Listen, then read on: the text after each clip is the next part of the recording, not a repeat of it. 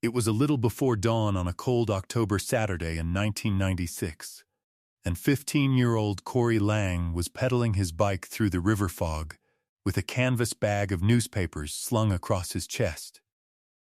He knew every porch on his route by heart. He knew which dogs would bark and which old men would already have their coffee on, and he had a Cincinnati Reds cap pulled low against the chill, the one he never took off. That morning he made it halfway through his route. The rest of the papers were never delivered. His bike was found hours later, leaning against the guardrail at the Blackwater boat ramp, a mile off his route, the bag still half full of Saturday news. The town of Corriston decided that Corey Lang had run away. His mother knew better, and for 28 years no one listened to her. Then a drought pulled the reservoir back from its banks, and what the water gave up turned a runaway into a murder, and pointed straight at the one man in Corriston that nobody, not one soul, could bring themselves to believe. But before we get to any of that, we have to go back to that October, because to understand what this town lost, you first have to understand who Corey Lang was, and why the whole of Corriston would rather believe a boy ran off into the dark than believe the truth standing in plain sight among them. Corriston sat down in the folded hills of southeastern Ohio, a river town that had been slowly emptying out ever since the glass works shut its doors in the 1980s and took 800 jobs with it. By 1996, the main drag had more soaped-over windows than open ones, and the one thing that still filled the stands on a Friday night was high school football. That was the town's religion now, the lights coming up over the hills, the whole county in the bleachers, a way of believing Corriston still added up to something. It was a place of pagers and cordless phones, of a blockbuster-style video store called the Video Vault, where kids spent their allowance on Friday rentals, of dial-up just starting to screech in a few living rooms. And it was a town, like a lot of towns, that quietly sorted its children into good families and the others, and never quite said out loud which was which. Corey Lang was one of the others, and he was beloved anyway. He threw the Corriston Courier at dawn and clerked weekends at the Video Vault, where he knew every regular's taste before they reached the counter. He was funny in the fast, kind way that made adults laugh in spite of themselves. He was being raised by his mother Diane, who waited doubles at the Wagon Wheel Diner, and by his grandfather Walt, a laid-off glassworker with a bad back.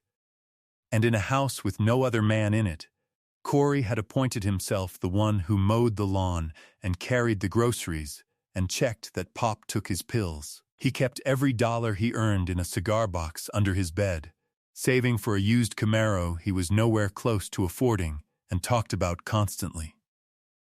He taped wrestling off the TV onto VHs and re-watched it till the tape wore thin.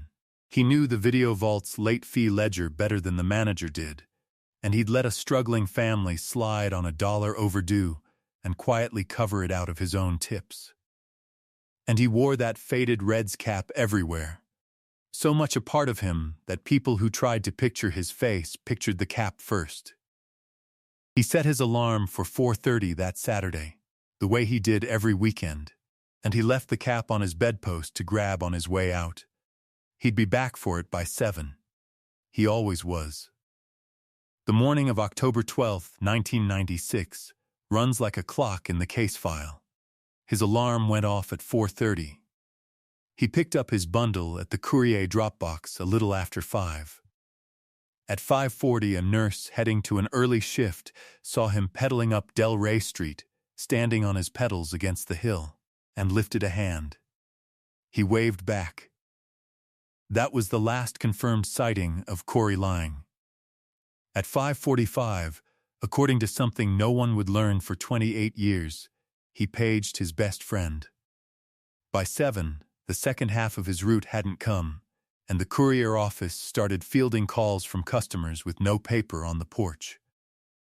By 9, Diane was on the phone to everyone she knew, and a little after noon, a man launching his boat found Corey's bike at the Blackwater ramp, out past the edge of the route, leaning neat against the guardrail as if it had been set there on purpose. The bag was still half full. The bike was cold. Corey was gone. There was one more thing in that pre-dawn record, and no one connected it to the boy for a very long time.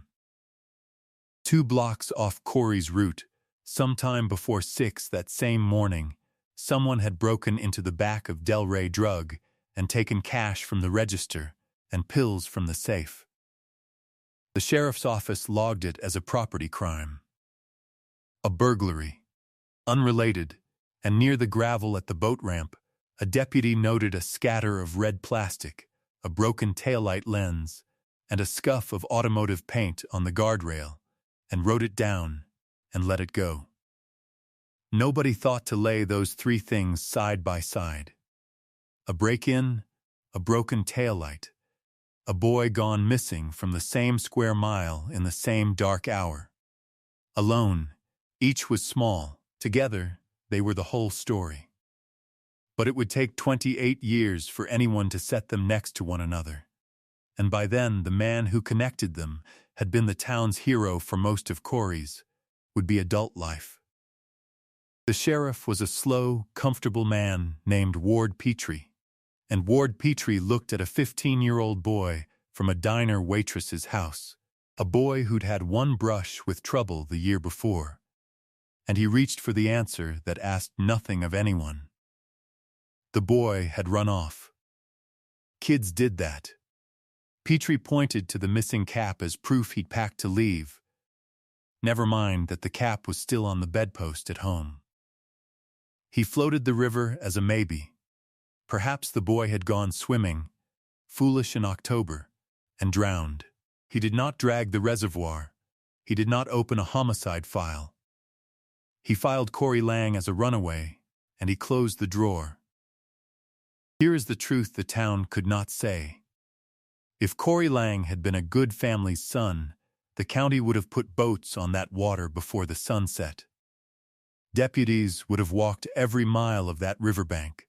Instead, a poor kid with a paper route was written off in an afternoon, and the burglary 2 blocks away was quietly worked and quietly dropped, and no one ever asked why a boy would run away and leave a cigar box of savings under his bed. While the official case died before it began, the private one went on for decades. Diane printed 1,000 flyers and drove all the way to Columbus to beg a television station to run his picture. She kept his room exactly as it was, the wrestling tapes, the cigar box, the cap. Walt walked the Blackwater bank every Saturday morning at dawn, the hour his grandson had gone missing, until his own legs gave out, and a 15-year-old boy named Wade Tillman, Corey's best friend and a fellow paperboy, went sick and silent with a secret he was too frightened to carry and too frightened to set down.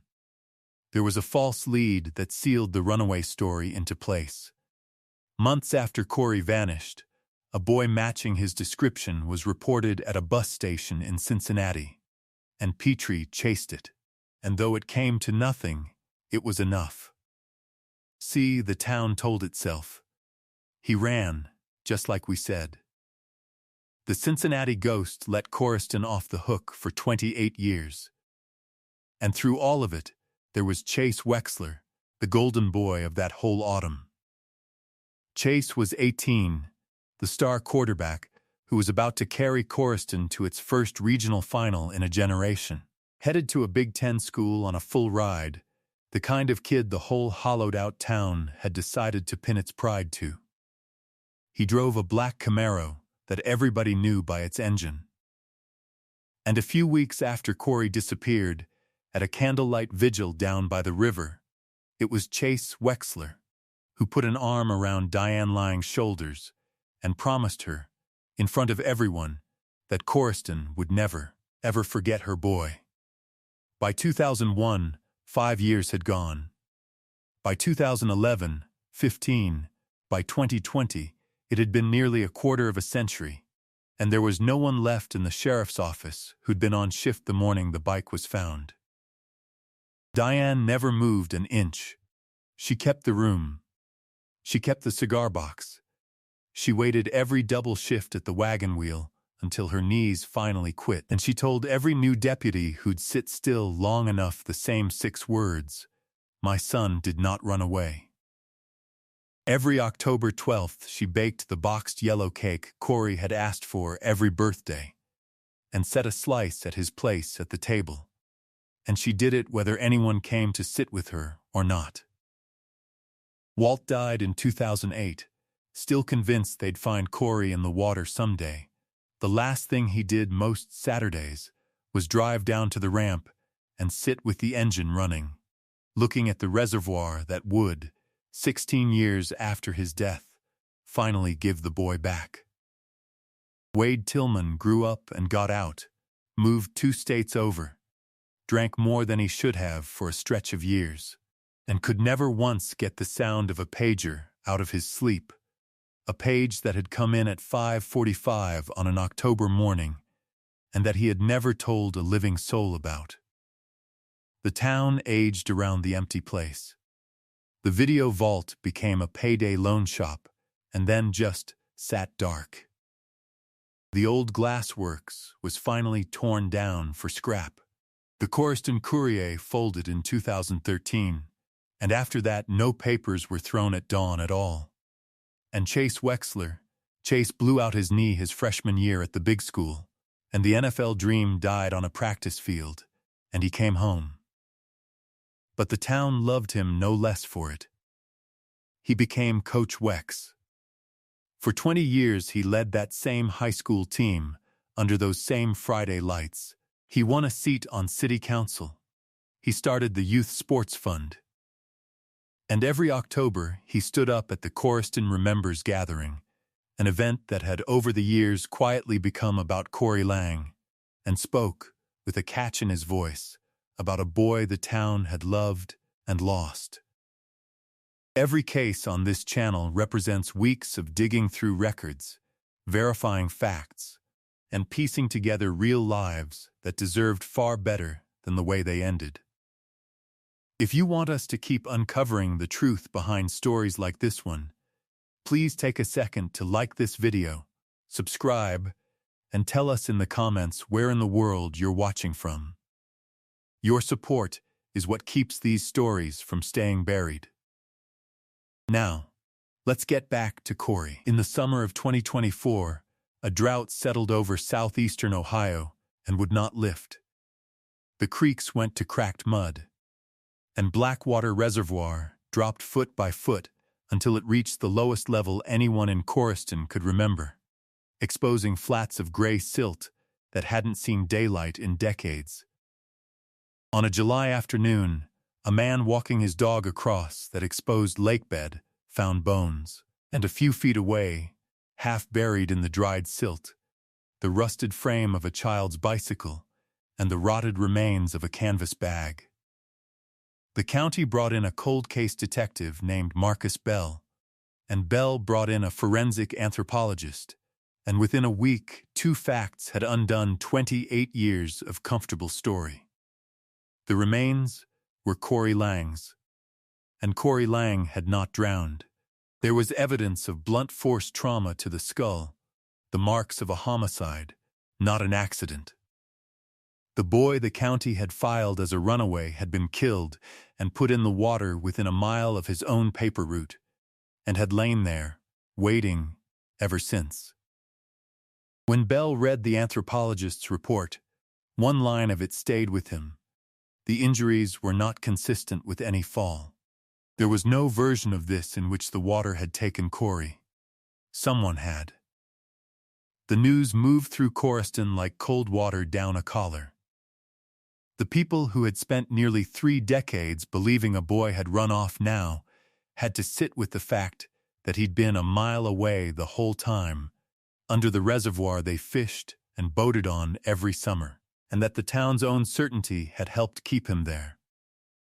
The break did not come from a lab or a database. It came from a man who could not carry it anymore. 3 days after the news broke across Coruscant, a middle-aged man walked into the sheriff's office, sat down across a table from Marcus Bell, and said he had been waiting 28 years to tell someone about a page that came in at 5:45 in the morning. Wade Tillman finally talked. He told Bell that Corey had paged him that dawn, and that when Wade called him back at the payphone outside the Sunoco, Corey's voice was strange and low. Corey said he'd just seen Wex, everybody called him Wex even then, coming out the back of Delray Drug with a bag, and that Wex had seen him see it. Corey didn't know what to do. And Wade, 15 and afraid of a senior who was already a god in that town, told his best friend to forget it, to just finish his route and forget the whole thing. Corey never finished his route. And that Monday, Wade said, Chase Wexler found him at his locker, stood very close, and said a few quiet words that kept a boy silent for the rest of his life. Marcus Bell drove out to the wagon wheel, where Diane Lang still had a booth she liked, and he sat down and told her that after 28 years, they finally knew. And for the first time in the whole history of the case, it had a name, and the name was Coach Wex. Chase Wexler was 46 now, the high school athletic director, a sitting city councilman, godfather to half the boys he'd ever coached, his face on the Coriston Remembers banner that hung over Main Street every fall. He was, by every measure the town had, the very last man anyone could imagine doing harm. That is exactly what had protected him. And now the small, wrong notes of 28 years began, one by one, to ring true. There had been a burglary at Delray Drug that very dawn, 2 blocks off Corey's route, and it came out now that Chase Wexler, the golden senior, had run up debts that autumn that a scholarship couldn't cover, and had taken cash and pills he meant to sell. There had been a black Camaro everyone knew by sound, and a broken taillight lens in the gravel at the boat ramp, and there had been his showy, tearful devotion to the memory of a boy he'd told the whole town he could not forget. Bell built it back piece by piece. The old Courier office pager logs, preserved on microfilm, still showed the 5:45 page from Corey's number to Wade's. The paint and the taillight fragments from the ramp, re-examined with tools that didn't exist in 1996, matched an early 80s Camaro. And from the reservoir site, investigators had recovered one more thing the water had kept for 28 years: Corey's Reds cap. Preserved in the cold silt, on that cap was biological evidence that a modern lab tied directly to Chase Wexler. Once they had a suspect, the science needed only to answer one question, and it answered it without a doubt. They arrested him on a Friday, in the field house, beneath the championship banners he had hung himself, while his players stood in the doorway and did not understand. The town that had built its entire recovery around this man simply came apart. There were people who refused to believe it even as the cruiser pulled away, who were sure it had to be a mistake, because the alternative asked them to hold 2 Chase Wexlers in their minds at once, and the human heart is not built for that. When it was over, and the hero was gone for good, Chase Wexler said the thing that told you everything. Stripped of the golden boy for the first time in his life, he did not talk about Corey's family, or the years, or the grief. He said, he was just a paper boy. He saw me, and I had everything ahead of me. The horror of it was in the arithmetic, a living child, set on one side of a scale, and a football scholarship set on the other, and a young man who had decided, in the fog before dawn, which one weighed more. Because he was only 46, this case went to a jury. It did not take them long. Chase Wexler was convicted of murder and sentenced to life, and Diane Lang sat in the front row and watched every minute of it. I want to leave you not with the man in the field house, but with the boy he took. Corey Lang was 15 years old. He threw the Saturday paper in the cold because he was saving, dollar by dollar, for a car he talked about like it was already his. He looked after a grandfather with a bad back and a mother who worked herself to the bone, in a house where he'd quietly decided he was the man of it. He taped wrestling off the TV and wore a Reds cap so faithfully that it became his face. He had a best friend, a paper route, a cigar box of savings, and a whole life still folded up ahead of him. And he lost all of it because he was honest and unafraid at 5:45 in the morning. After the trial, they gave Diane the cap. She keeps it now on the bedpost where Corey left it that last Saturday, and she says the room finally feels quiet in a way she can stand. Justice reached past one family. The county opened a cold case unit and changed how it handles the disappearance of a child, so that no boy is ever again written off as a runaway because of the house he came from. The Coryston Remembers gathering is Corey's again, in his real name, no longer presided over by the man who killed him. And Wade Tillman, who carried the weight for 28 years and finally set it down, was the reason any of it happened at all. The hardest lesson of Coryston is that the town was undone by two beliefs it never questioned. It believed a poor boy would run, and it believed its hero never could. Those were not two failures. They were the same failure, wearing two faces, and between them they hid the truth for a generation. The reservoir gave Corey back when the town would not go looking. And the smallest, least regarded person on that street was the one who saw clearly, and told the truth, and paid for it.